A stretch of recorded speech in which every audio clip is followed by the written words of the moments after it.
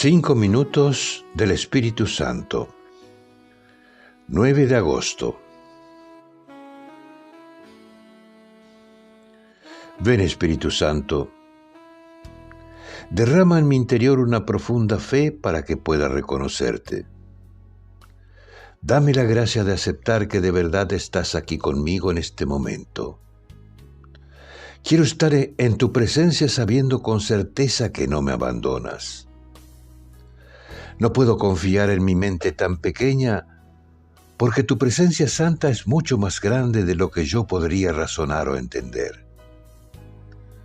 Tampoco puedo confiar en mi sensibilidad porque tu presencia supera todo lo que yo podría sentir y tu amor es mucho más que lo que puede percibir mi corazón. Por eso te ruego que hagas crecer mi fe, ya que solo con la mirada de la fe puedo descubrirte y gozar en tu presencia. Ven, Espíritu Santo. Amén. Cardenal Víctor Manuel Fernández.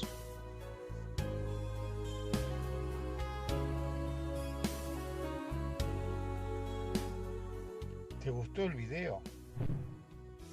Danos un like, un dedito hacia arriba, porque te gustó. Entonces podés suscribirte al canal y tocar la campanilla, así recibirás nuestras notificaciones.